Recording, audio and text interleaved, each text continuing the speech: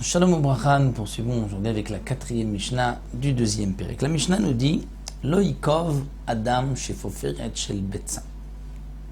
Lorsque on veut laisser une veilleuse qui va brûler pendant Shabbat, et nous avons un récipient qui ne peut pas contenir toute l'huile que l'on veut laisser pour cette veilleuse, alors on avait l'habitude à l'époque de prendre une coquille d'œuf, de la remplir d'huile, de faire un trou vers le bas, et ainsi, goutte à goutte, l'huile va tomber dans le récipient. Shabbat, si l'on prend, comme nous l'avons vu, de l'huile du récipient, ou qui est réservée au récipient, qui va tomber dans le récipient, il y a une transgression de Shabbat comme si on avait éteint la flamme. Donc la Mishnah nous dit Lo yikov Adam shefoferet shel betza. Un homme ne pourra pas faire un trou dans une coquille d'œuf. Vigmal nashemen, elle la remplir d'huile. Vitnena al pianer, elle la poser au-dessus d'une veilleuse. Vijvil shtemena tefet, pour qu'elle puisse couler petit à petit. Afilou ishel, donc goutte après goutte. Afilou ishel cheres, même si c'est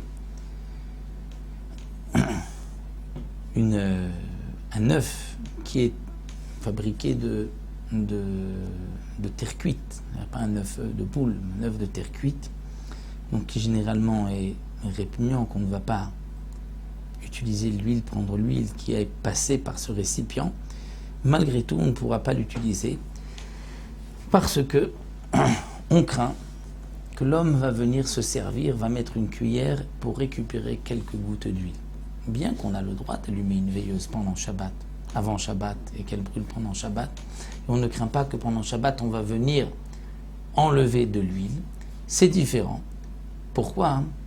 Parce que on sait que pendant Shabbat, on ne peut pas enlever de l'huile, donc on ne risque pas de transgresser. Mais ici, étant donné que c'est extérieur, que ce n'est pas encore tombé dans le récipient, on pourrait penser qu'on a le droit, et c'est pour cela que les Khamim m'ont interdit. Rabbi Yehuda m'attire, mais Rabbi Yehuda permet. Rabbi Yehuda permet parce que Rabbi Yehuda nous dit non. L'homme ne va pas prendre de cette huile-là, il ne va pas transgresser Shabbat, il sait que cette huile va tomber dans le récipient. Aval. Im chibera yotzer mitechila mutar. Si le potier, celui qui a préparé ce récipient, cette veilleuse, avait déjà fixé cet œuf, c'est-à-dire pour que l'huile puisse couler avant Shabbat, là c'est permis, parce que c'est un seul keli, et la personne ne risque de se tromper et de prendre l'huile avant qu'elle soit tombée. Un autre digne que la Mishnah nous enseigne, Lo yimale Adam et akeara shemen. Est-ce qu'on pourrait remplir une assiette d'huile, poser cette assiette à côté d'une veilleuse, et de la veilleuse où il y a de l'huile et il y a une mèche aussi, on va faire sortir la mèche de cette veilleuse et faire rentrer la mèche aussi dans l'assiette à côté.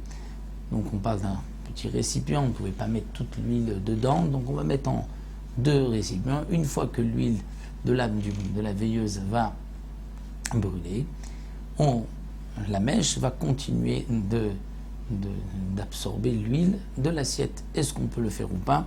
La Mishnah là aussi nous interdit de peur qu'on va utiliser cette huile qui est destinée à la veilleuse. Donc lo yimale Adam takara shemen, un homme ne pourra pas remplir une assiette d'huile, vitnena betzadaner, la poser à côté d'une veilleuse, viten rosh aptila betocha, et de mettre le mou de la pétila, c'est-à-dire de la mèche à l'intérieur, bijvil shte shvevet, afin qu'elle puisse puiser l'huile.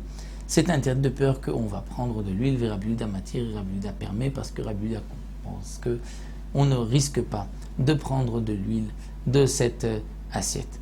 Donc voici ce que la Mishnah nous enseigne ici. Donc on voit que l'interdiction de se servir de l'huile qui est réservée à une veilleuse, c'est pas seulement lorsque l'huile se trouve dans la veilleuse, mais même si elle est à l'extérieur, elle est un œuf qui fait couler de l'huile ou dans une assiette à côté. Est-ce que on va faire une xéra, ne pas allumer avec avant Shabbat, pour ne pas qu'on risque pendant Shabbat de prendre cette huile? Donc ça c'est la marloquette que nous avons vue entre Tanakama et Rabbi Yehuda.